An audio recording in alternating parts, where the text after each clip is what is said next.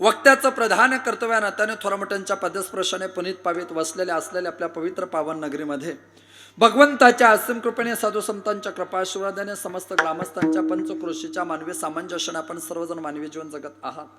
ते मानवी जीवन जगत असताना आपल्या गावातील परिसरातील सण उत्सव परंपरा विधी संस्कार सोहळे एकमेकाच्या सुखदुःखात सहभागी होण्याची नैतिकता, त्याच नैतिकतेचं पैकत्व आपल्या गावाशी संबंधित वैकुंठवासी प्रातस्मरणीय सायमधील ब्रह्मीभूत कायप्राप्त स्वानंद सुख निवासी परमपूज्य नारायणजी महाराज यांच्या पुण्यतिथी निमित्त वैकुंठवासी आदरणीय श्रोतृभक्तीपरायण शांतीसागर शांती ब्रह्म भुजंगरावजी महाराज यांच्या कृपाशीर्वादाने समाधानजी महाराज यांच्या मार्गदर्शनाने आपणा सर्वांच्या समन्वयाने समर्पणाने तुम्हा सर्वांच्या दर्शनाचा सुवर्ण महोत्सवी सप्ताहातील हा पुन्हा एकदा सुवर्ण योग विठाल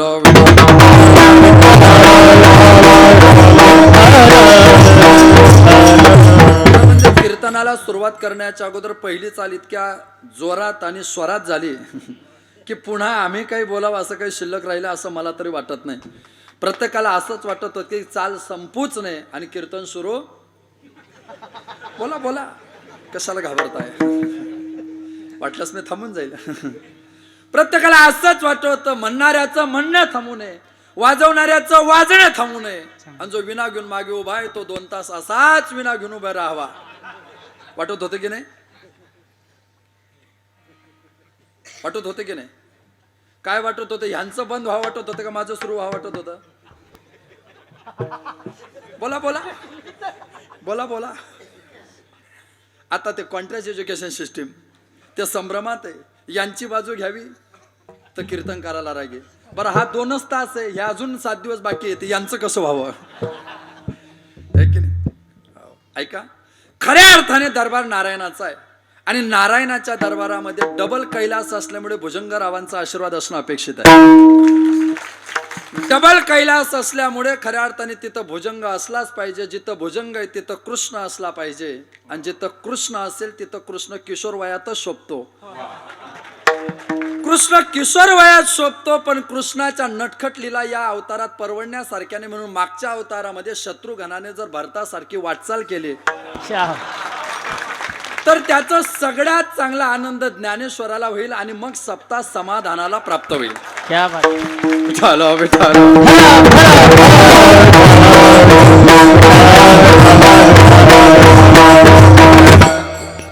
अभंग ज्ञानोबारांची गोड भूमिका या अभंगामध्ये 3 चरण आहे।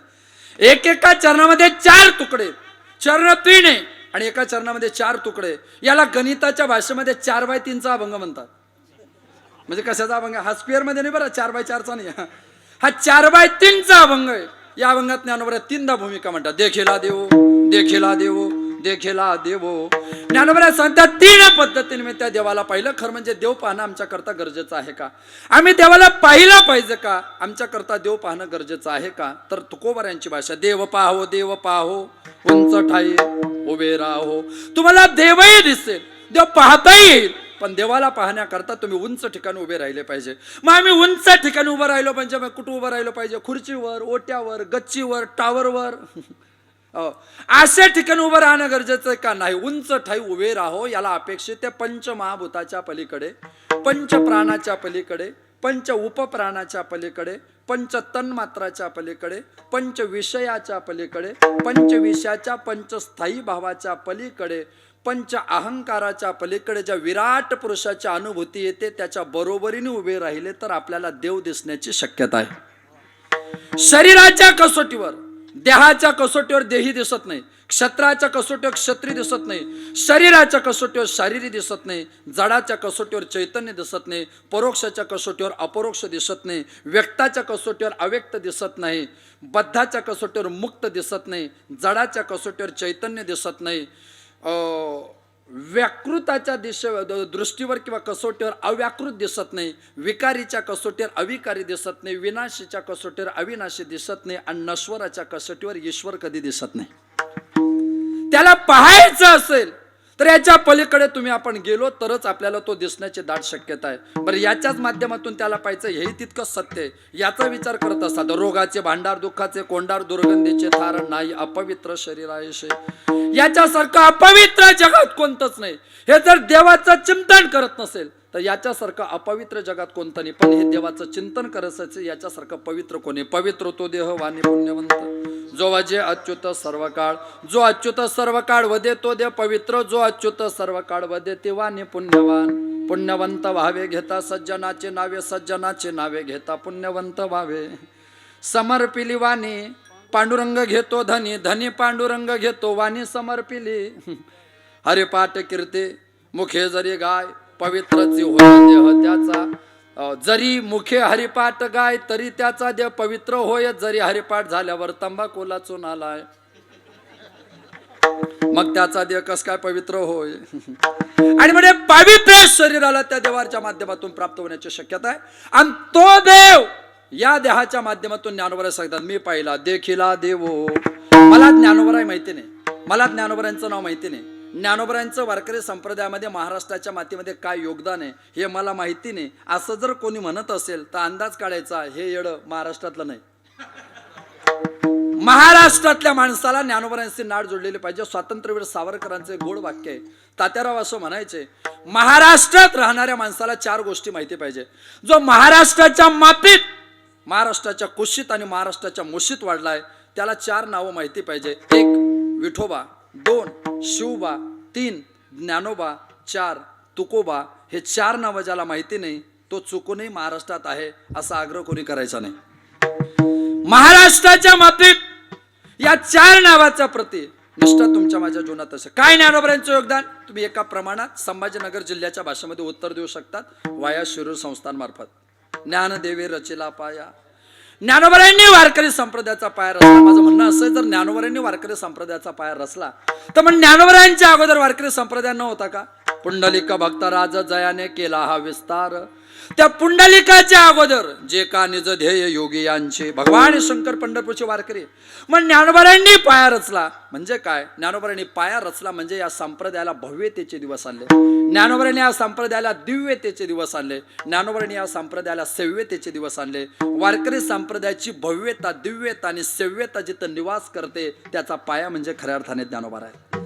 ज्ञानोबरायांनी वारकरी संप्रदायाला मूर्छित अवस्थेतून ऊर्जित अवस्थेत आणण्याचं काम केलं. ज्ञानदेवे रचिला पाया. खरं म्हणजे असं फार पूर्वीच्या काळामध्ये सांकव बांधायचे, सेतू बांधायचे, ब्रिज बांधायचे, पूल बांधायचे. त्या टायमाला त्या पुलाचा पाया भरायच्या अगोदर तिथं काय द्यायचे, बळी द्यायची. का बरं. जर बळी दिला तर त्या पुलाचं आयुष्य वाढण्याची शक्यता आहे. खरं म्हणजे याच्या श्रद्धा किती, अंधश्रद्धा किती या चिकित्सकतेचा भाग आहे. त्या परिष्काराकडे आपला प्रवास नाही. मांजर आडवी गेली की 2 मिनिटं थांबलं पाहिजे असं म्हणतात. मांजर आडवी गेली की 2 मिनिटं थांबलं पाहिजे. आणि मांजर आडवी जाऊनही जर आपण पुढे गेलो तर आपण जी इच्छा करतो ते काम पूर्ण होत नाही. पण या गोष्टीवर माझा काही भरोसा नाही, तुमचाही नसेल. आपल्याला रोज घरात किती वेळा मांजर आडवी जाते.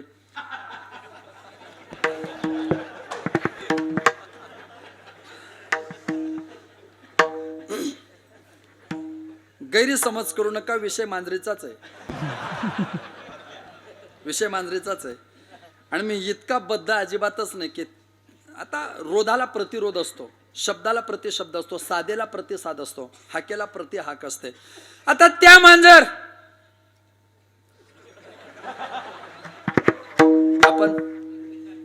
आपण बोका हो की नाही असं आहे.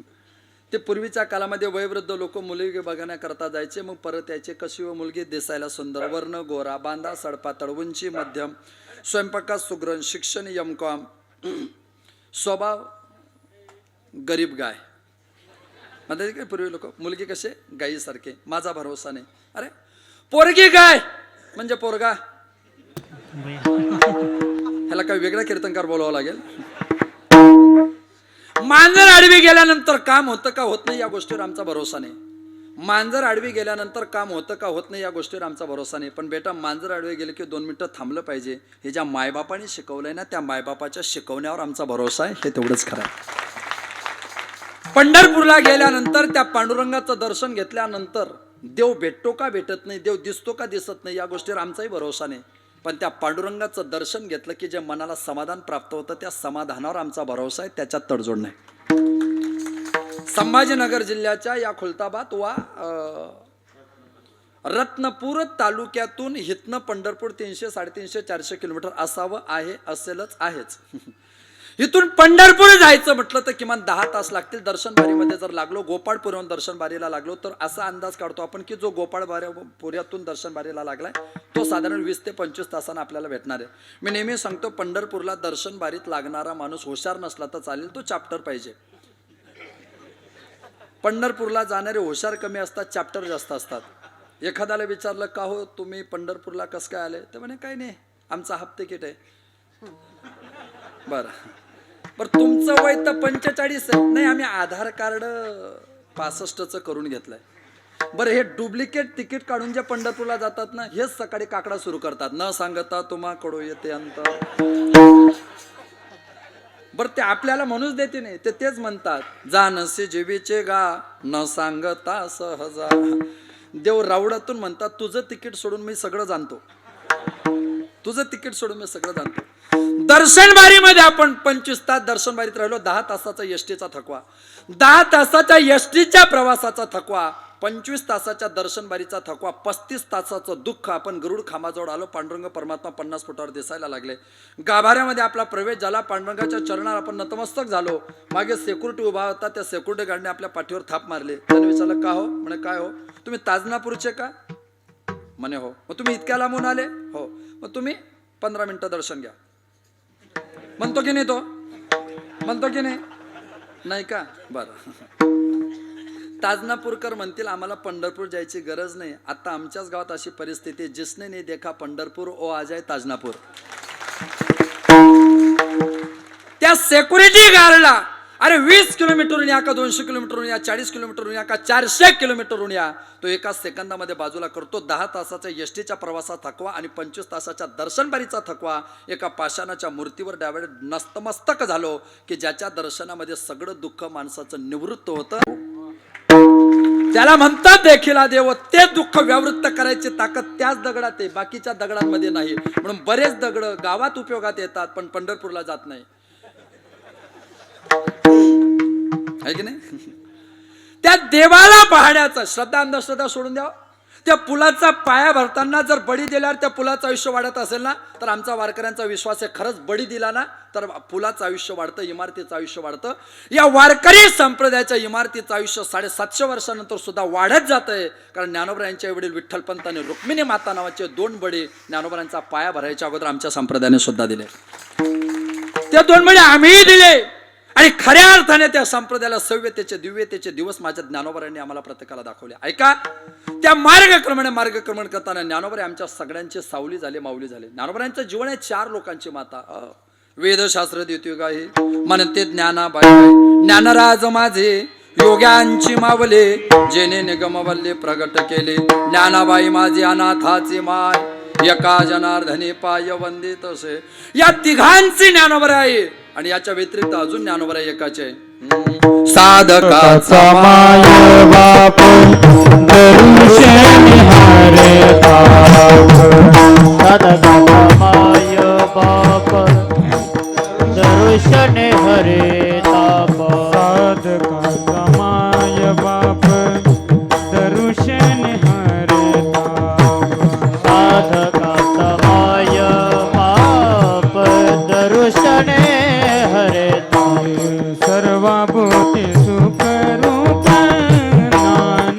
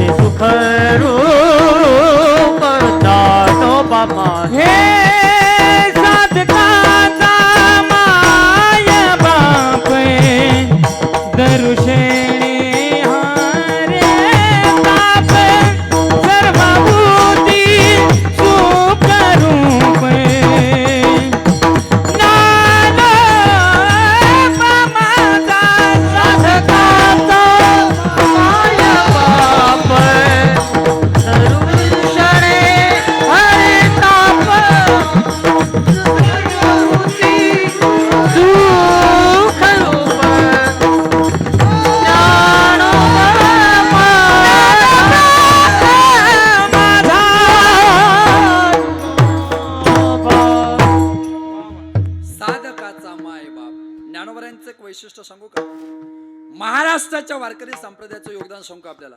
महाराष्ट्राच्या वारकरी संप्रदायाचं योगदान मी सांगणार आहे. तुम्ही फक्त थोडा मॉनिटरचा आवाज द्या, मग सांगतो. मॉनिटरचा द्या फक्त. काय योगदान आहे? वेदांताचा सिद्धांत असं एक अधिकरण जर एक असेल, वेदांत सांगतो बरं, अधिकरण जर एक असेल तर त्याच्यावर नांदणारे धर्म किती असतात? एकच. एका अधिकरणावर एकच धर्म नांदतो, हा वेदांताचा सिद्धांत. गाय नावाचा अधिकरण असेल तर गोत्व नावाचा धर्म नांदतो, बैल नावाचा धर्म असेल तर नंदी नावाचा धर्म नांदतो. ज्ञानोबा आहे असं एक वेदांताला चॅलेंज आहे की माऊली अधिकरण एक आहे पण त्याच्यावर नांदणारे धर्म दोन आहे. साधकाचा माय, साधकाचा बाप. अधिकरण एक पण नांदणारे धर्म दोन. म्हणजे वेदांताच्या डोक्यावर पाय ठेवून सिद्धांत मांडायची ताकद फक्त महाराष्ट्राच्या वारकरी संतांमध्ये. लक्षात घ्या, ही ताकद ज्ञानोबरांच्या जीवनात. आई तिला म्हणतात. कोणाला म्हणतात? जे सायासे स्तन्य सेवे ते पक्वान केवे जेवे. ज्याला आईच्या अंगावरचं दूध पिता येत नाही त्याला पक्वाना खाता येईल का? त्याला पक्वाना खाता येईल का? खाता येणार नाही. लेकुराचे हित जाणे माऊलीचे चित्त, माऊलीचे चित्त लेकुराचे हित जाणे.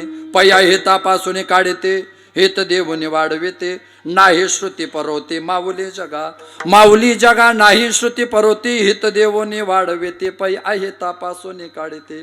शोधून आले संत हिता हित जगाचे, जगाचे हिता हित शोधून या. कोण आले? संत आले. ते संत खऱ्या अर्थाने तुमच्या माझ्या हिताची बातमी देतात. आई तिला म्हणतात जिला मुलाचा अधिकार करतो, जिला मुलाचा अधिकार करतो. तिच्या पोराला गुड आवडतो पण गुड खाल्ला की तो आजारी पडतो. त्याला औषधी आवडत नाही पण औषधी खाल्ली की तब्येत ठणठणीत राहते. गुड खाल्ला की तिचा पोरगा आजारी पडतो पण त्याला गुड आवडतो. औषधी त्याला आवडत नाही पण औषधी खाल्ली की तब्येत ठणठणीत राहते. हुशार आई, हुशार आई पोराला आवडेल ते खायला देईल का तब्येत ठणठणीत राहील ते खायला देईल? हे पहा, सगळ्या जणी बोलू नका, मी फक्त हुशारांना विचारतोय. ज्या बोलणार नाही त्यांच्यासाठी आपण नंतर पुढच्या वर्षी सप्ताह बसू वाटल्यास. ते काही एवढं अर्जंट नाही, लगेच सगळे 100% रिझल्ट नको आपल्याला.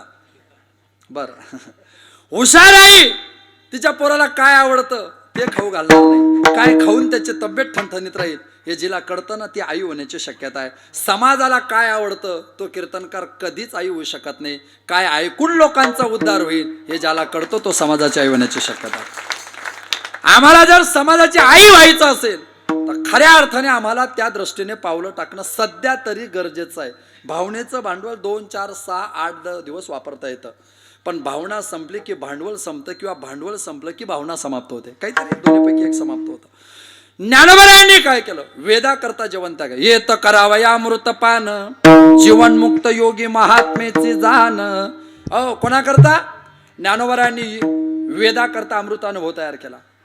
योग्या करता स्वस्ती श्रीवटेशो जो लपोनी जगदा भासो, दावे मग ग्रासो प्रगटला करे दावे मग ग्रासो जो लपोनी जगदा भासो, स्वस्ती श्रीवटेशो. चांगली उपासष्टी. साधका करता ज्ञानेश्वरी. साधका करता सोपी भाषा ज्ञानोबरांची शैली. नामाची शस्त्रभरी नावाई अवधारी, सजोनिया संसारी तारू झालो. साधका करता काय केलं तर त्याच्या करता ज्ञानेश्वरीची नाव तयार केली. आणि तुमच्या माझ्यासारख्या अनाथा करता हरिमुखे म्हणा पुण्याचे गणना कोण करे. ज्ञानोबा आपले आई झाले आणि आईचं काम आहे मुलाला हित दाखवणं आणि खऱ्या अर्थाने तो देव दाखवण्याचं काम ज्ञानोबराय करतात. पण त्याच ज्ञानोबरायांना आमचं म्हणणं आहे की तुम्ही कोणता देव दामणार आहात? सगुण की निर्गुण तुमची समस्या आहे. सगुण म्हणो की निर्गुण रे, आकार म्हणो की निराकार रे, स्थूल म्हणो की सूक्ष्म रे. तुला काय म्हटलं पाहिजे तुझ्या बाबतीमध्ये? आपल्याकडे फिलॉसॉफिकली कॅपिटल थंब रूल 3 पद्धतीचा आहे. Self, non self and higher self. जड चेतन आणि विशिष्ट चेतन. हायर सेल्फ मीन्स विशिष्ट चेतन. त्याच्या 2 भूमिका आहे, objective knowledge system and subjective knowledge system. वस्तुनिष्ठ ज्ञान पद्धती, आत्मनिष्ठ ज्ञान पद्धती.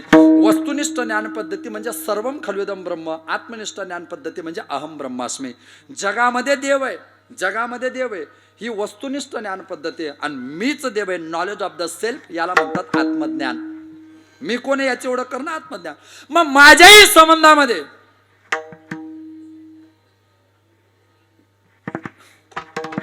म्हणजे मी कोण आहे याच्यापेक्षा तिकडे अजून कोण वेगळा आहे का? असं तर मला सांगा बरं, आपण त्यांना पुढे घेऊन येऊ. आपलं काही तसं मत नाही. ऐका, मग मी कोण आहे म्हटलं की माझ्याकडे दोन भूमिका येतात, सगुणात्मक निर्गुणात्मक, ॲस्ट्रॅक अँड नॉन ॲस्ट्रॅक सिस्टम. बरं, माझ्यामध्ये पुन्हा अडचण आहे, मी देह आहे का मी देव आहे, माझ्याकडे मोठा प्रश्न आहे. काय झालं, रात्री एक दुर्दैवी घटना घडली. काय घडली, मी रात्री प्रवास करत होतो. बरं, मग प्रवास करताना मला झोप लागली. बरं, मग झोप लागल्यानंतर मला स्वप्न पडलं. काय झालं, मी मोटरसायकलवर प्रवास करत होतो, मला स्वप्न पडलं, माझ्या मेंदूला मार लागला आणि मला खूप मोठी जखम झाली. माझं सांगणं संपलं. ॲक्सिडेंट कोणाचा झाला, माझा झाला. हे पाहिलं कोणी, मी पाहिलं. ॲक्सिडेंट कोणाचा झाला, माझा झाला. हे पाहिलं कोणी, मी पाहिलं. मग ज्याचा ॲक्सिडेंट झाला तो मी आहे का ज्याने पाहिलं तो मी आहे? वाटल्यास मी 11पर्यंत आराम करतो, तुम्ही मला 11ला उठवा, आपण नंतर सुरू करू ना, त्याला काही एवढं अर्जंट नाही आपल्याला. ज्याचा ॲक्सिडेंट झाला तो मी आहे का ज्याने ॲक्सिडेंट पाहिला तो मी आहे?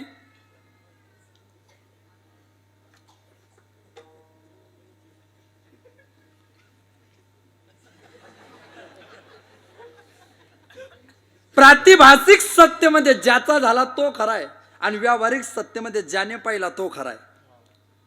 लक्षात घ्या, एका सत्तेत दुसरे सत्ता चालत नाही. आमचे जवळचे मित्र होते, खूप हुशार होते, विद्वान होते, त्यांना सगळे लोक विद्वान म्हणत होते, कारण त्यांच्याकडे विद्वत्तेची वाण होती. तेव्हापासून ते विद्वान झाले, आहे की नाही? ते म्हणले, अहो जळकेकर महाराज, तुमचा ऍक्सिडेंट झाला ना, हो. तुमच्या मेंदूला मार लागला ना, हो. स्वप्नात लागला ना, हो. आज तुम्ही हेल्मेट घालून झोपा. म्हणजे काय होईल, ऍक्सिडेंट झाला तरी मेंदूला मार लागणार. स्वप्नीची आघायाडा ओखद चेवयेची धनंजया. ज्ञानोबराय म्हटले, अरे स्वप्नात घायाळ झाला ना तू, स्वप्नात ऍक्सिडेंट झाला तर त्याला व्यवहारातलं हेल्मेट चालणार नाही. चालेल का, चालेल का? आता हे दोन्ही भाऊ इथं आहेत, हे दोघं इथं 8 दिवस आहेत. काल्याच्या दिवशी आपण त्यांना पाकिट दिलं नाही, दोन्ही एसटीत बसले, संभाजीनगरकडे निघाले, तिकडनं कंडक्टर आले, तिकीट तिकीट तिकीट. हे दोन्ही भाऊ म्हटले, आम्हाला त्यांनी पैसेच दिले नाही त्यामुळे तिकीटाला पैसे नाही. कंडक्टर म्हणे, तसं नाही, तिकीट तिकीट तिकीट. हे म्हणे, नाही नाही, तिकीट तिकीट. कंडक्टर म्हटला, भाऊ एसटीत बसले की तिकीट तिकीट आणि कीर्तनात उभे राहिले की तिकीट तिकीट. का, एसटी मध्ये तिकीट काढणं ही व्यावहारिक सत्ता आहे आणि कीर्तनात पकवाज वाजवणं ही पारमार्थिक सत्ता आहे. आणि या दोन्हीच्या पलीकडे मी एक उत्कृष्ट पकवाजी होऊ शकतो असं स्वप्न पडणं ही प्रातिभासिक सत्ता आहे. या तिन्ही सत्ता जास्त दिवस एकत्र राहत नाही, फार फार तर 3 वर्ष त्या तिन्ही सत्ता एकत्र राहतील, नंतर त्या तुटण्याची शक्यता आहे, असा महाराष्ट्राचा अनुभव आहे. सत्ता व्यावहारिक आहे, प्रातिभासिक आहे, पारमार्थिक आहे, विषय सत्तेचाच आहे. त्यामुळे सत्तेलाच आपण धरून राहा, बाकीचा विषय सोडून द्यावा, नाही का? एकदम ओके ओके बर. ऐका, मला खरं म्हणजे मला त्या लोकांवर बोलायचं पण नाही, त्यांनी घेतले नाही घेतले, मला तिकडे प्रवास करायचा पण आहे. उचलून घ्या, मला त्याच्यावर चर्चा करायचीच नाही. आणि कशा करता चर्चा करायची? जी लोक ज्यांच्याकडे 20-20 एकर जमीन होती तरी त्यांना फुकटाचं धान्य भेटलं पाहिजे याच्याकरता गावातल्या रेशन कार्डवाल्याशी भांडण करतात, त्यांना अशा लोकांशी बोलायचा अधिकार नाही. करप्शन ग्राउंड लेवललाही तेवढ्याच ताकदीचं आहे. रेशनवाले का?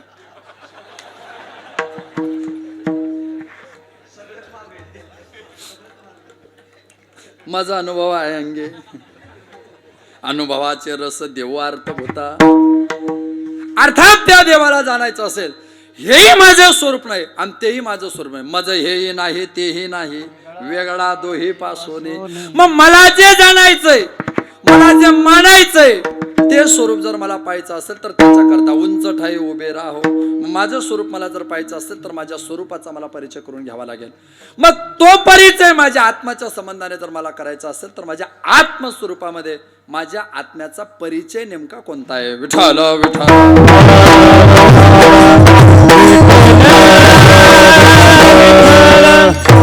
वेदांत असं सांगतो की स्वरूप जाणताना आपल्याकडे ब्रह्म नावाचं चैतन्य जाणतात.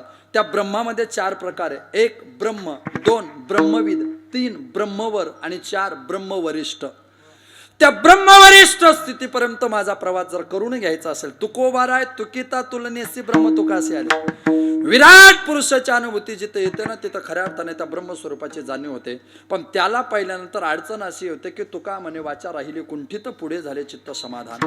मग त्याला जाणता येत नाही, त्याला मानता येत नाही. त्याला बोलतो श्रुती नेते नेते म्हणत एको गोविंद रे, वेद जाणू गेला पुढे मौनावला, ते गुह्य तुझला प्राप्त कैसे, पुराणासे वाढ श्रुती नेते पार, ते झाले साखार पुंडलिका.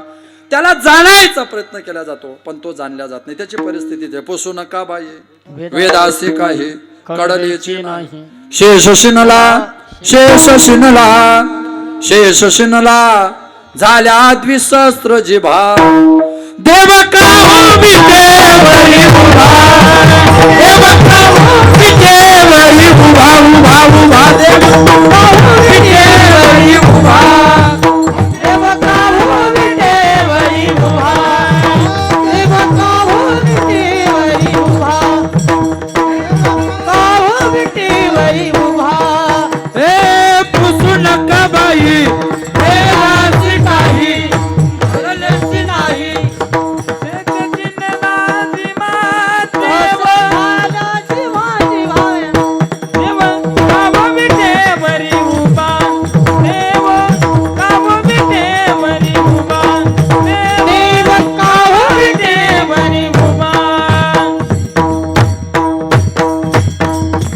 देव का हो विटेवरी उभा, देव का हो विटेवरी उभा. त्याला जाणायचा मानायचा प्रयत्न केला पण आमच्या लक्षात आहे सगळे त्याच्या पुढे शांत बसतात. मग त्याला जाणू शकेल अशी जगामध्ये एकच गोष्ट आहे, ती म्हणजे भक्ती. त्याच्या जोरावर तो तुमच्या माझ्या लक्षात, तुम्ही त्याला इतर साधनाने जाणू शकत नाही. म्हणून तर वारकऱ्यांची भाषा आहे. वारकरी सांगतात की त्याला जाणायचं असेल तर तुम्हाला भक्ती नावाचा मार्ग ध्यानात घ्यावा लागेल आणि भक्तीच्याच मार्गाने तो देव तुम्हाला जाणण्याची शक्यता आहे. मनोवाचातीत तुझे हे स्वरूप, मनोवाचातीत तुझे हे स्वरूप, मनोवाचातीत तुझे हे स्वरूप, मनोवाचातीत तुझे मनोनिया माप भक्ति के, मनोनिया भक्ति के, मनोनिया माप भक्ति के, मनोनिया माप भक्ति के, भक्ति सिया मापे मोजे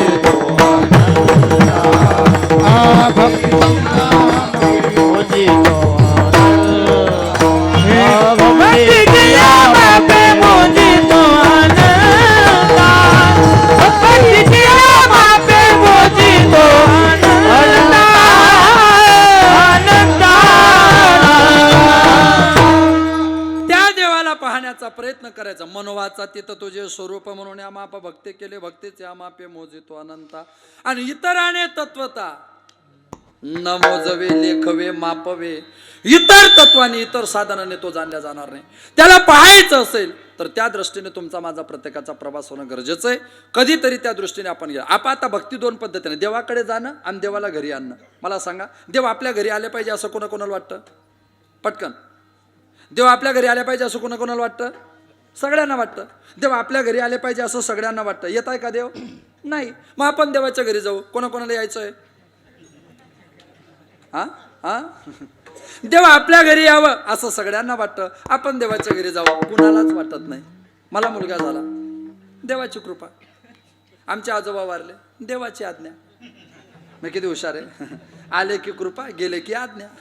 आम्ही देवाकडून खाली येतो, याला जन्म म्हणतात. आम्ही खालून वर जातो, याला मृत्यू म्हणतात. आणि या दोन्हींच्या मध्ये गेल्यानंतरही लोकांच्या आठवणीत राहतो, याला आयुष्य म्हणतात. हे विदाऊट एमबी मॅनेजमेंट लॉजिक आहे. याला काही वेगळं मानसशास्त्र घ्यायची गरज नाही, व्यवस्थापन शास्त्र घ्यायची गरज नाही. कधीतरी त्याला जाणण्याचा प्रयत्न करा. दोन्ही डोळ्यांनी त्या देवा आंधळ्याने असलेल्या आजोबा नातवाचं बोट पकडून मंदिरात गेले, देवाच्या पाया पडले, बाहेर आले.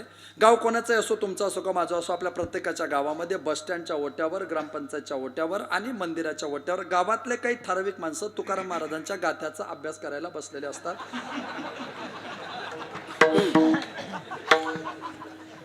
असं तुकाराम महाराज सांगतात. फुकटाची सांगे लोकाची या गोष्टी राम जगजटी नाही वाचा. ते डायरेक्शन कमिटीवर 12 महिने बिनविरोध निघालेले असतात. सल्लागार समिती. एकाने विचारलं आजोबा कुठं गेले होते? मंदिरात. कशा करता? पाया पडायला. कुणाच्या? देवाच्या. दिसला देव? नाही. मग मंदिरात जाऊन देव जर दिसतच नाही तर मंदिरात जाऊन फायदा काय? जर देवाच्या पाया पडून जर देव दिसतच नाही तर मंदिरात जाऊन फायदा काय? त्या आजोबांनी दिलेलं उत्तर तुमच्या आणि माझ्या अंतःकरणाला चित्त थरकता आणि विदारकता निर्माण करणार आहे. ते बोलतात मला देव दिसावा, मी ह्याच्याकरता मंदिरात जात नाही. मला देव दिसावा, मी ह्याच्याकरता मंदिरात जात नाही. मी देवाला दिसावा याच्याकरता मंदिरात जातो. आणि लक्षात घ्या, आपल्याला देव दिसला पाहिजे याच्याकरता मंदिरात जाऊ नका. आपण देवाला दिसलो पाहिजे याच्याकरता मंदिरात जा. आपण जर देवाला दिसलो नाही तर तिथून पुढे आपण गावात कोणालाच दिसणार नाही. मग भजनीच म्हणतील आता दिसू नये जना ऐसे करेगा नारायणा. त्या हे नारायणा आणि ह्या नारायणा. आता दिसू नये जना असं होऊ नये ना. आणि म्हणूनच त्या देवाला पाहण्याकरता तुम्हाला जावं लागेल. ज्ञानोबा सांगतात आम्ही पाहिलं त्याला कोणता देव पाहिला? मी योग्या दुर्लभ तुम्ही देखीला साजने किंवा पाहिला त्या देवाला पाहण्याचं धाडस आम्ही केलं. आणि जेव्हा तो देव पाहिला तो देव तुम्हाला नेमका कसा दिसला? अनुपम्य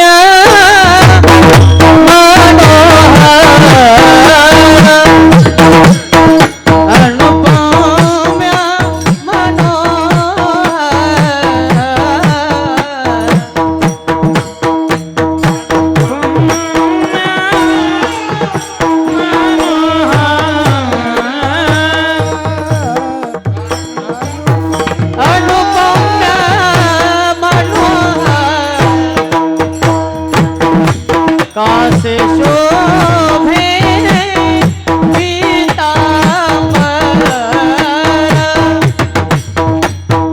कासे शोभे पीतांबर, कासे शोभे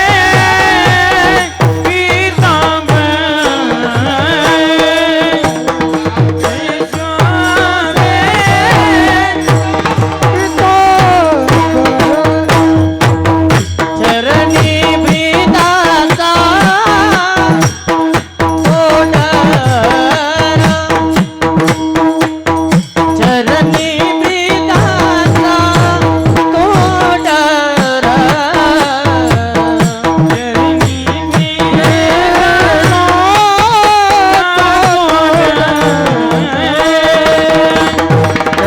चरणी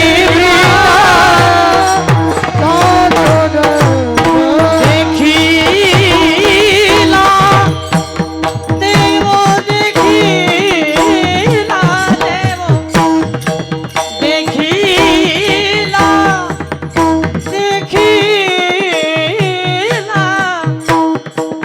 देखीला देव, देखीला देव, देखीला देव, योगियाचे कसवती, योगियाची कसवती, योगियाची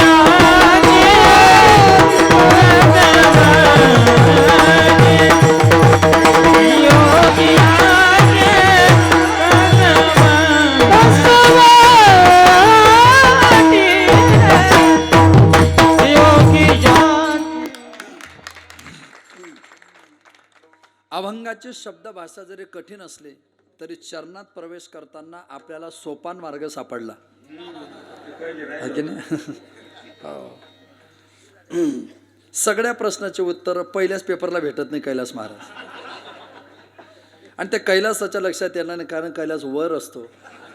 ज्ञानेश्वर पाया आहे त्याच्यामुळे ते ज्ञानेश्वराला पायापासून पाहावं लागतं है की नाही?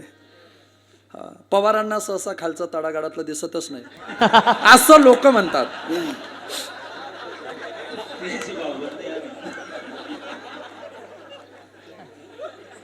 मी पवारांवर बोलू शकतो कारण मी पवारांचा जावई आहे.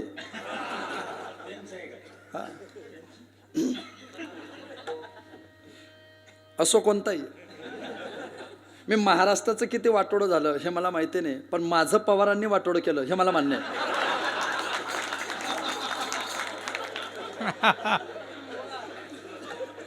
मी पारमार्थिक आहे आणि परमार्थात एका मातीचा माणूस पाहिजे. हा राजकारणात बारामतीचा चालेल.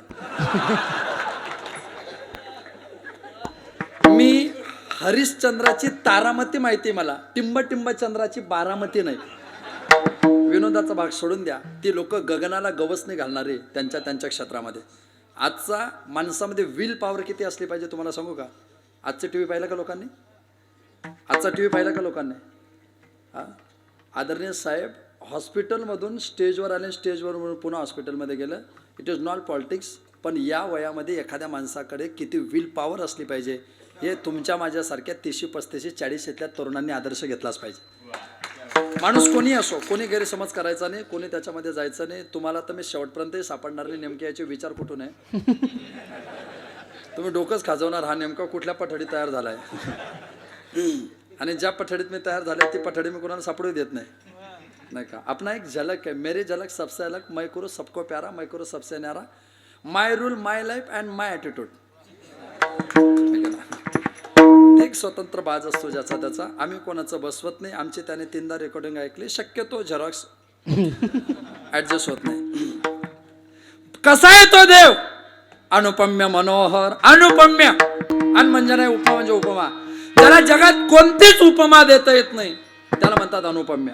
भगवान परमात्म्याला जगामध्ये कोणतीच उपमा देता येत नाही. उपमेच्या रहित जगतो ना तो खऱ्या अर्थाने देव आहे. त्या परमात्म्याला जगातली कोणतीच उपमा देता येऊ शकत नाही, नाहीच देता येऊ शकत.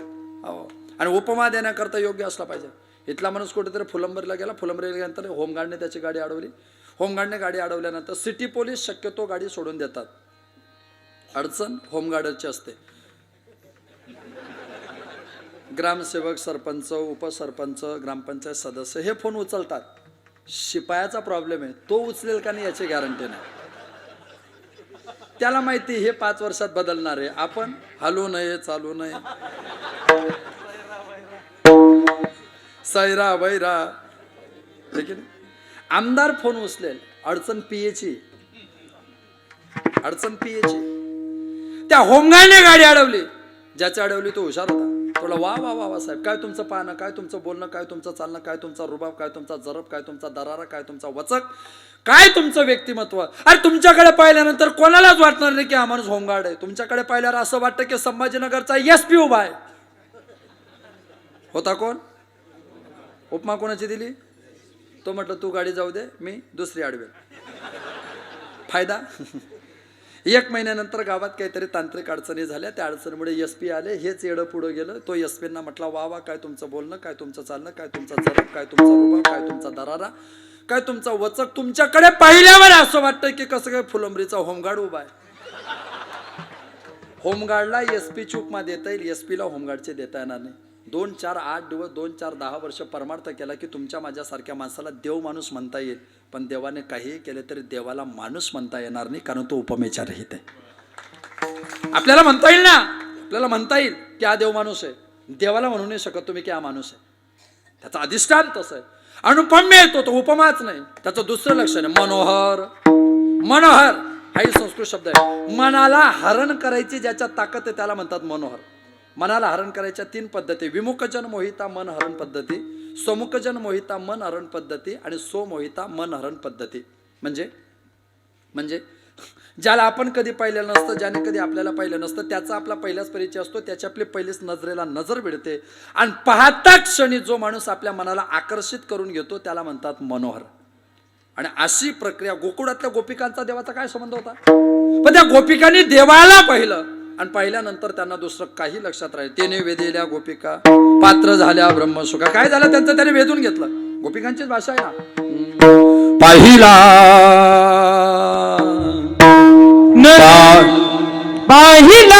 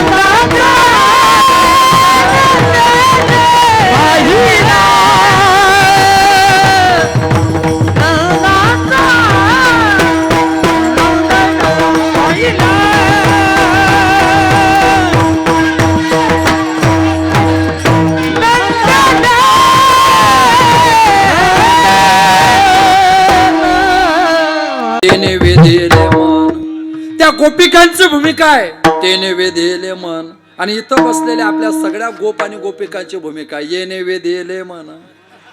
है की नाही?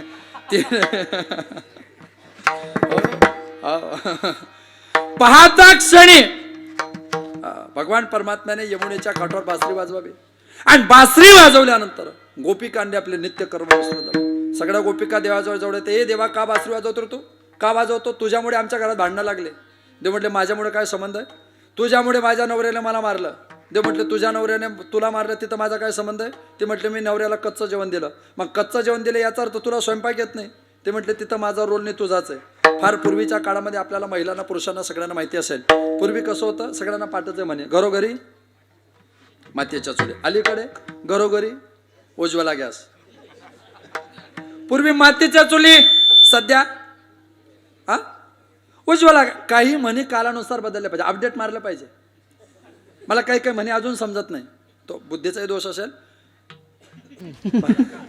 नाही मला समजतच नाही अजून, गुरुजी मला अजून समजत नाही. गाढवा पुढे वाचले गीता, रात्रीचा गोंधळ मला अजून समजत नाही. मला गाढवा पुढे गीता वाचली त्याचं वाईट वाटत नाही, गाढवा पुढे गीता वाचणारा कोण होता त्याचा फोन नंबर भेटत नाही. नेमका होता कोण की याला कळू नये का हे गाढव आहेत? मग माझ्या मनात संभ्रम असा आहे, ज्यांच्या समोर वाचली ते गाढव होते का ज्यांनी वाचली तो गाढव होता? समजत नाही ना. आता लहान लहान पोरं असतात, आता लहान पोरं सगळ्यांनाच माहिती, मुले ही देवा घरची फुले, लहान मुले देवा घरची फुले, मोठी मुले शक्यतो निडू फुले.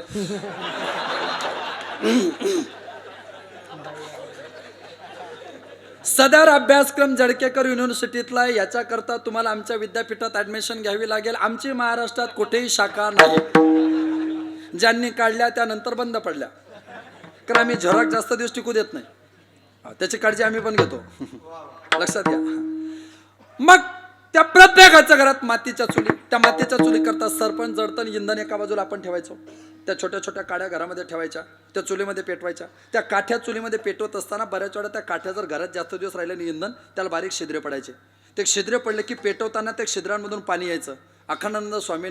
अखंडानंद स्वामींनी श्रीमद भागवतामध्ये गोड भूमिका मांडली. त्या गोपिका सांगतात आम्ही चुलीवर स्वयंपाक करत होतो, चुलीवर स्वयंपाक करताना त्या काठ्या पेटवत होतो, त्या काठ्यांना बारीक छिद्रे पडले होते, पेटवताना त्या छिद्रांमधून पाणी बाहेर आलं. पाणी बाहेर आल्यामुळे चूल विझून गेली, चूल विझून गेल्यामुळे अन्न कच्चं राहिलं, आणि अन्न कच्चं राहिल्यामुळे माझ्या नवऱ्याने मला मारलं.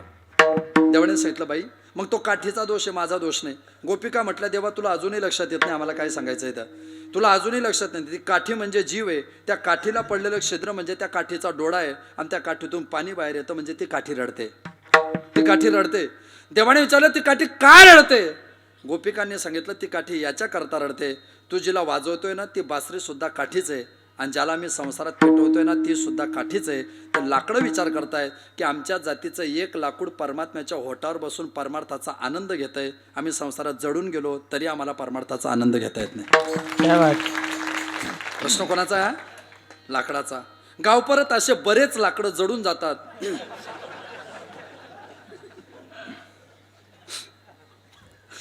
नाही जात. आणि जळणाऱ्या लाकडांविषयी महाराष्ट्रात फक्त मी एकटाच बोलेल, बाकी कोणी बोलायचं नाही. जळणाऱ्या लाकडांविषयी महाराष्ट्रात फक्त मला एकट्याला बोलायची ऑथॉरिटी, कारण मी जडकेकर आहे. आणि ते काही माझं आडनाव नाही, जडके माझं गाव आहे. हा लोक आमच्यावर जडतात, आम्हाला जडके म्हणतात, हा त्यांचा मोठेपणा आहे. त्याला आपण काय करणार? त्याला आपल्याकडे उत्तरच नाही, सोडून द्या. त्या गोपिका सांगतात की देवा असं घडलंय. खरं म्हणजे देवाने सांगितलं तुम्हाला वाटतंय, ते तुम्हाला वाटतंय की त्याही लाकडं आहेत, हेही लाकूड आहे, पण हे लाकूड मी ओठावर घेतोय, याच्या मागे या लाकडाचा काहीतरी त्याग असेल. दादा ऐकतं का? परमार्थाचं वैशिष्ट्य असं आहे, ज्या लाकडापासून बासरी तयार करायची असते ना, ते लाकूड कधी कापलं पाहिजे याचं पण शास्त्र आहे. बासरी तयार करायचं लाकूड पंचमी, सप्तमी, अष्टमी, नवमी आणि दशमी या 5 तिथ्यांना बासरी तयार करायचं लाकूड कधी कापायचं नसतं. जर पंचमी, सप्तमी, अष्टमी, नवमी, दशमीला ते लाकूड कापून आणलं आणि त्याच्यापासून जर बासरी तयार केली, ती बासरी जास्त दिवस टिकत नाही, तिला कीड लागते. गोपिका म्हणतात त्याला कीड का लागते? कारण ज्या तिथीला ते लाकूड कापल्या जातं त्या तिथीला गर्व होतो मीपणाचा. पंचमी, सप्तमी, अष्टमी, नवमी, दशमी, आणि जिथं मीपणा असतो त्या शरीराला एक दिवस कीड लागते. परमार्थामध्ये शक्यता नाही, शक्यच नाही. त्या मीपणाला हरण करायची ताकद ज्याच्यात आहे ना, तो मीपणा ज्याच्या आश्रयाने राहतो ना वेदांतात त्याला मन म्हणतात, आणि त्या मनाला जो हरण करतो ना त्याला मनोहर म्हणतात. त्याला मनोहर म्हणतात. त्याचं वैशिष्ट्य ते कोणत्याही लाकडाची बासरी होत नाही, कोणत्याही लाकडाची बासरी होत नाही. आणि त्याच लाकडाची बासरी होते जे लाकडं सरळ असतात. जे लाकडं वाकडे असतात त्यांच्या कधी बासऱ्या होत नाही. परमार्थामध्ये तेच लाकडं सरळ असतात, तेच परमार्थातल्या बासऱ्या होत असतात. जे नेहमीच वाकडे असतात त्यांचा विशेष नाही. कोणत्याही लाकडाची बासरी होत नाही, त्याच लाकडाची बासरी होते. त्याच लाकडाची बासरी होते ज्या लाकडामध्ये गाठी नसतात, ज्या लाकडामध्ये अहंकाराच्या गाठी असतात, मीपणाच्या गाठी असतात. ते लाकडं कधीच परमार्थात यशस्वी होत नसतात. आणि या लाकडामध्ये ओले मृत्तिकेचे मंदिर आणि आत 6 जण उंदीर, हे सगळे उंदीर याच्यामध्ये सगळं गुंफा करिता ती पोकर. या 6 जणांना बाहेर काढण्याकरता त्या बासरीने स्वतःचं शरीर आतून पोकळ केलं, म्हणून देवाने तिला होटावर घेतलं. कोणाला जमत नाही, महाराजांचीच भाषा आहे ना. तुका म्हणे चेता झाली या निर्माण,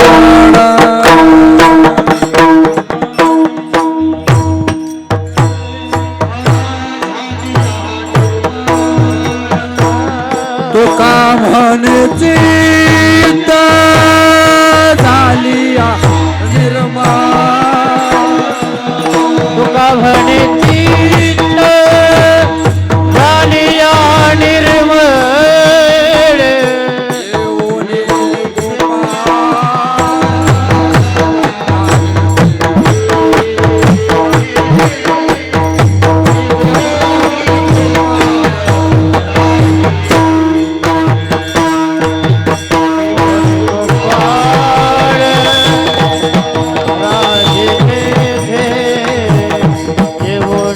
गोपाळ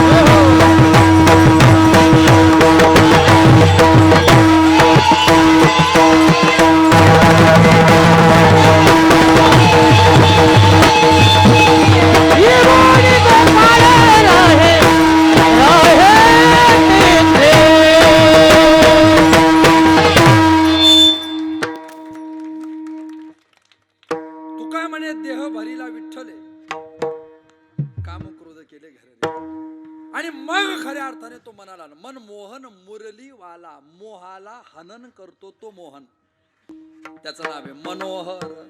मग असं अनुपम आणि मनालाही हरण करणारा मनोहर, त्याला ओळखायचं पहिलं लक्षण कासे शोभे पितांबर.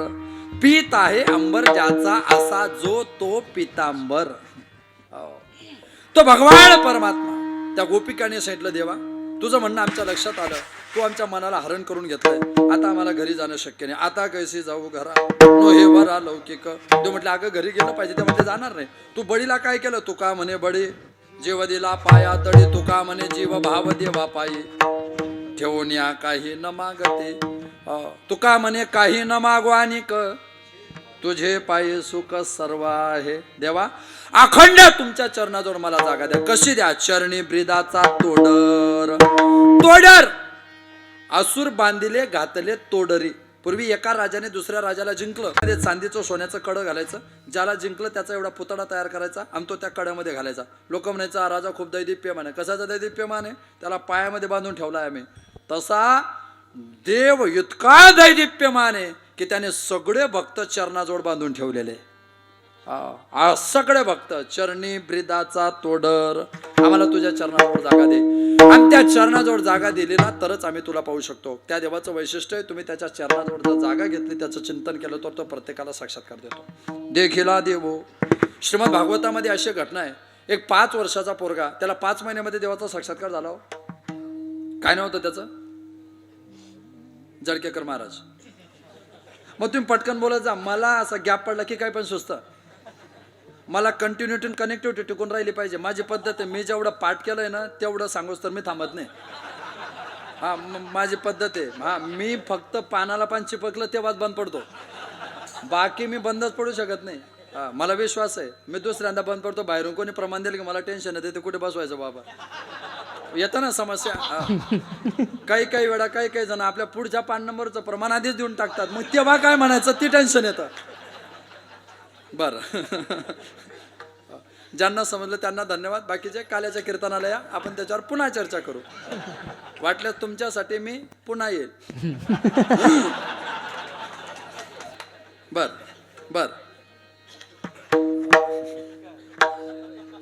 त्या बाळाचं नाव आहे ध्रुव बाळ. दादा, ज्या दिवशी ध्रुव बाळाला देवाचा साक्षात्कार झाला ना, त्या दिवशी 88,000 संन्यासी देवाच्या विरोधात, शौनकादी सगळे ऋषी देवाच्या विरोधात गेले. ज्यांच्या दाड्या जमिनीला टेकलाय, ज्यांच्या जटा जमिनीला टेकलाय, नखांनी वडे घेतलेले, चेहऱ्यावर हजार वर्षाचं तेज आहे, अशा संन्यासीला बंद.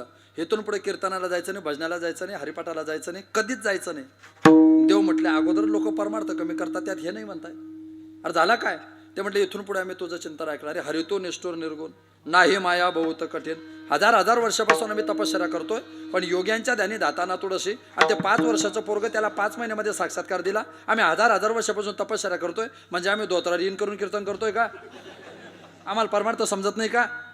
हा तू त्याला साक्षात्कार करतोय, आम्हाला देत नाही. हरितो निष्ठुर निर्गुण नाही माया बहुत कठीण. पुण्यवंत पातळ लोकी नेला, दरिद्री तो भाग्यवंत केला, चोरट्याचा बहुमान वाढविला, कीर्तिवानाचा अपमान केला, झाला तुझा दरबार, वृद्ध झाला तुझा.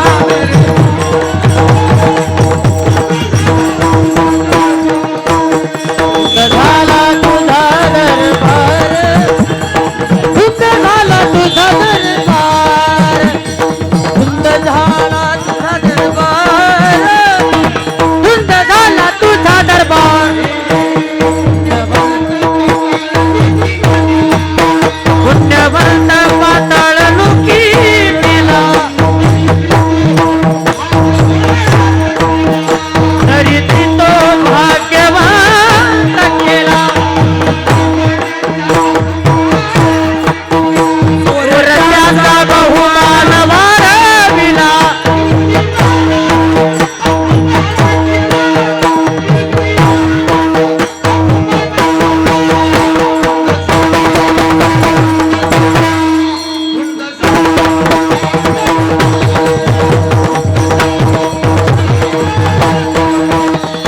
धनाचा अपमान केला, कीर्तिवानाचा अपमान केला. धुंद झाला, धुंद झाला, धुंद झाला तुझा दरबार, धुंद झाला तुझा दरबार, धुंद झाला तुझा दरबार, दरबार तुझा दरबार. आज ताजनापुरात एक क्रांती झाली. वारकरी संप्रदायाच्या अभंगाला अजून एका नव्या बाजाची चाल प्राप्त झाली. वा, है की नाही? देवा नाही करणार आहे मी तुझं चिंतन. अरे ते सगळे संन्यासी खतरनाकच असतात ते. अरे त्यांनी डायरेक्ट एक संन्यासी पुढे करून दिला, आणि मग ते बाकीचे संन्यासी बाबा आगे बढो. येऊन येणार कोण? एक तेच तर्रार कार्यकर्ता होता, तो म्हटला संन्यासी बाबा अंगार है, बाकी सब भंगार है.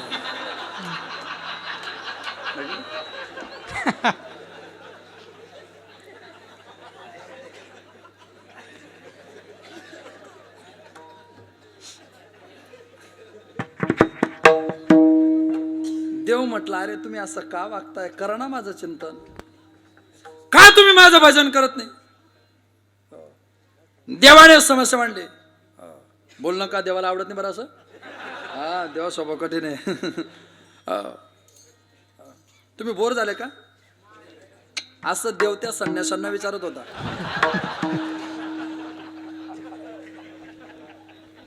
मी कशाला विचारू तुम्हाला?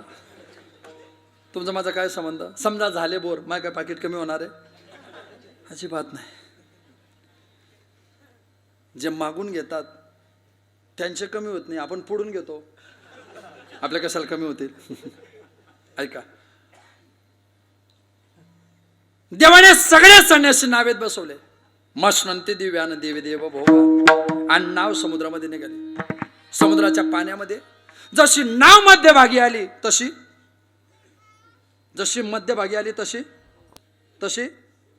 तुम्ही तर बुडवायलाच टपलेले. लगेच म्हणे बुडाली. अरे तुमचा काय संबंध आहे तिथं? तुम्ही कसं काय म्हटलं बुडाली?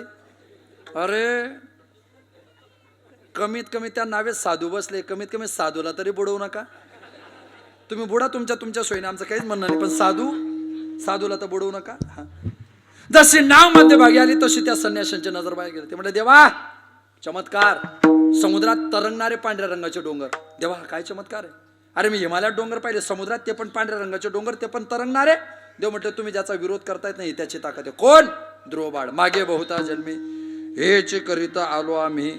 त्याने अखंड माझी भक्ती केली. 1 कोटी जन्म त्या ध्रुवाने अखंड देवाचं चिंतन केलं. आणि 1 कोटी जन्मामध्ये देहपात झाला की त्या शरीर पडलं की अस्थी घ्यायच्या, अस्थी नदीत टाकायच्या, नदीतल्या अस्थी वाहत समुद्रात जायच्या. ध्रुवाच्या 1 कोटी जन्माच्या अस्थी समुद्रात जमा झाल्या. त्या 1 कोटी जन्माच्या अस्थीपासून पीठ तयार झालं आणि त्या पिठापासून पांढऱ्या रंगाचे तरंगणारे डोंगर झाले. त्याने इतके जन्म माझी साधना केली म्हणून त्याला या जन्मात 5व्या वर्षी 5व्या महिन्यात म्हणता आलं देखीला देवो.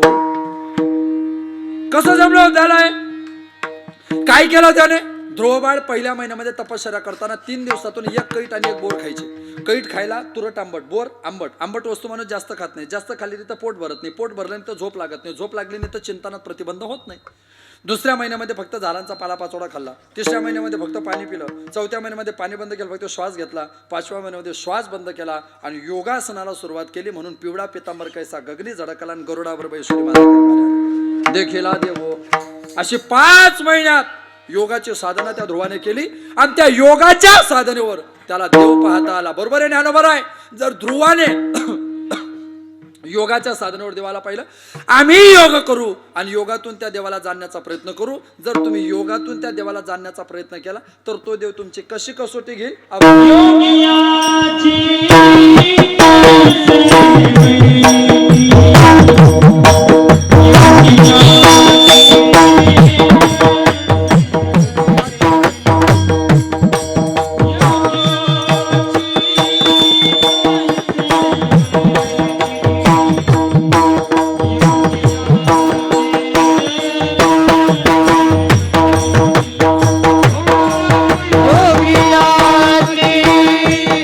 बसव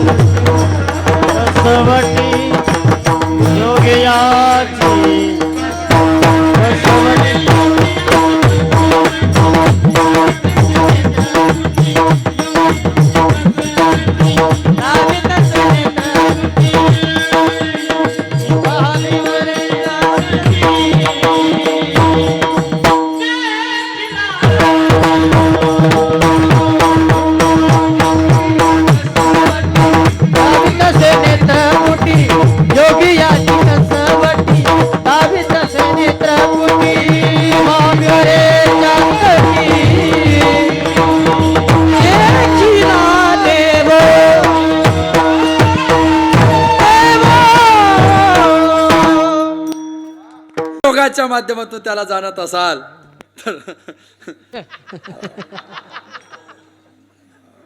काय असतं माहिती का, मेडिकल अप्रोच मध्ये फिजिकली अप्रोच मध्ये डॉक्टर रोगी नसावा, पण त्याला औषधी सगळी माहिती पाहिजे. IPC CPC CRPC Indian penal code criminal penal code logically approach मध्ये वकील आरोपी नसावा, त्याला कायदा माहिती पाहिजे. कीर्तनकाराने म्हणावं न म्हणावा हा नंतरचा भाग आहे, पण त्याला सगळं थोडं थोडं माहिती असावं. आणि त्यांनी म्हटलं तर it is a information knowledge, this is not experience knowledge but माहितीचं ज्ञान, हा आहे की नाही. आणि माहितीच्या ज्ञानामध्ये ती ताकद असते, ती ताकद जगात कुठेच नसते. ज्ञानाच्या 3 पद्धती, information knowledge, common sense knowledge and knowledge to knowledge. त्या देवाला जेव्हा तुम्ही आपण पाहतो ना, तेव्हा त्याच्या सर्वची ताकद आहे. तुम्ही योगी आहेत का? योगाने देवाला जाणार शक्य नाही का? योगाच्या वाटा जे रेगालेगा सुबटा ताया दुःखाचा वाटा भागा आला त्या दुःखाचा वाटा जे रेगालेगा सुबटा योगाच्या वाटा. पाहे पालो हाचेच ने जय बोचरिया पडती खाणे ते पोट भरणे के प्राणी शुद्धी म्हणो ते पोट भरणे के प्राणी जय बोचरिया पडते खाणे. पाहे पालो हाचेच ने शीत वेढावे उष्ण पांगुरावे वृष्टीचे असावे घरात वृष्टीचे असावे उष्ण पांगुरावे शीत वेढावे तहाने प्यावे भुकलिया भुकचे खावे अहोरात्र वावे मावावे वारा अहोरात्र वावे भुकलिया भुकचे खावे का तहानल्या तहानचे खावे. क्लेशोदे कथा रस्तेशा मवेक्ता सक्त चेतसाम अवेक्ताय गतिर्दुःखम देहवद्भीर वाप्यते अवेक्ताय गतिर्दुःखम असक्ता सक्त चेतसाम क्लेशोदे कथा रस्तेशा. योग याग विधी येननो सिद्धे वायाची उपाधी दंभ धर्म योग येननो सिद्धे याग येननो सिद्धे विधी येननो सिद्धे योग वायाची उपाधी याग वायाची उपाधी विधी वायाची उपाधी योग दांभिकाचा धर्म याग दांभिकाचा धर्म विधी दांभिकाचा धर्म. प्रमाण 1 अर्थ 9 याला म्हणतात ज्ञानेश्वर महाराज, याला म्हणतात ज्ञानेश्वर महाराज. ही ताकद आहे. योगातून तुम्ही देवाला जाणण्याचा प्रयत्न करता, तो योगाने जाणल्या जाणार नाही. हो, इतक्या सहजासहजी ते शक्य नाही. योगाने शक्य नाही. योगाचं काठिण्य किती माहिती का? महाराज योगाचं काठिण्य सांगतात. शरीर शोषण प्राण निरोधन मन जय हठयोग. शरीर शोषण प्राण निरोधन मन जय हठयोग. भूत पिडान कुंडलिनी कलिमल दल भंग. भूत पिडान कुंडलिनी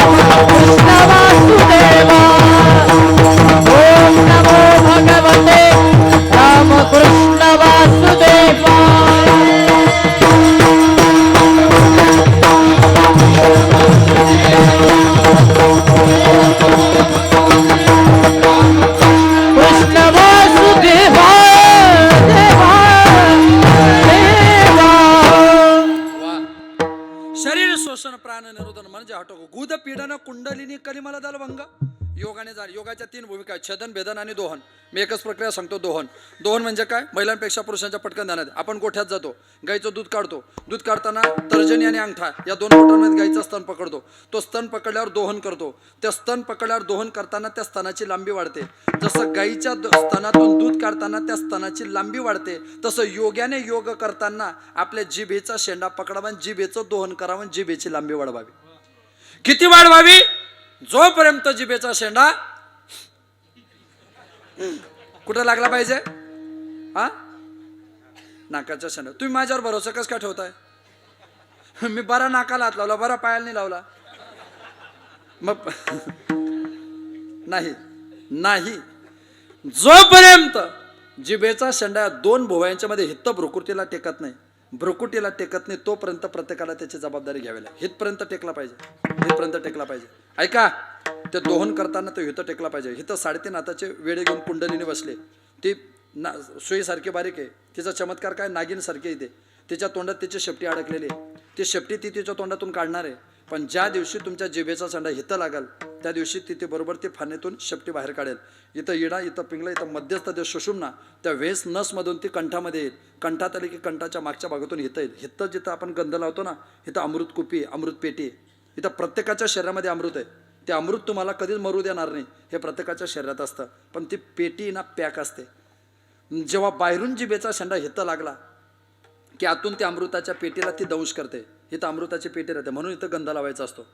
बऱ्याच लोकांना गंध लावायचा, पण गंध नाही हो. इतके गंध आहे की नाही. त्या जिभेचा शेंडा हित्ता लागला की आतून ती नागिन काय करते, कुंडलीने काय करते, दंश करते. तिने दंश केला की ती अमृताची पेटी, अमृताची कुपी फुटते. अमृताची कुपी फुटली की सगळ्या शरीरामध्ये अमृताचा स्त्राव होतो, अमृताचा वर्षाव होतो. आणि शरीरात अमृताचा वर्षाव झाला की चांगदेवासारखा योगी सुद्धा 1400 वर्ष जगतो. याला म्हणतात योग्याची कसवटी.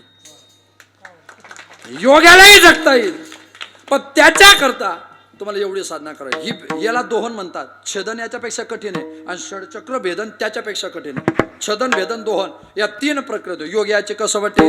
देव त्याला इशारा करतो, मला ओळखतोय तू, मला ओळखण्याचा प्रयत्न करतोय तू, तुला शक्य नाही. दावीत असे नेत्रपोटी, त्याला डोळ्याने इशारा करतो, ए योग्या, काय त्या योगाच्या नादाला लागला रे, मला ओळखायचंय ना, मग माझ्या डोळ्याकडे लक्ष द्या. दावीत असे नेत्रपोटी, मला ओळख मला, कुठे ओळखू, उभा भिवरेच्या तटे. कशाला योगाच्या नादाला लागतोय, पंढरपूरला ये, पंढरपुरामध्ये तुला मी दिसण्याची शक्यता आहे. आणि मग तिथं आल्यावर तुझ्या लक्षात येईल की देखीला देवो, असं हो तसं. कसं करता आले तुम्ही तिथं, बाप रखुमा देवेवर, बाप रखुमा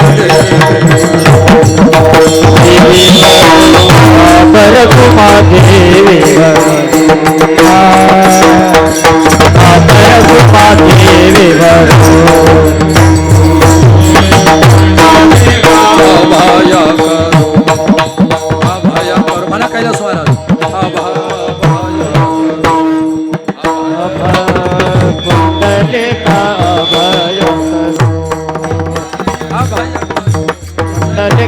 अभय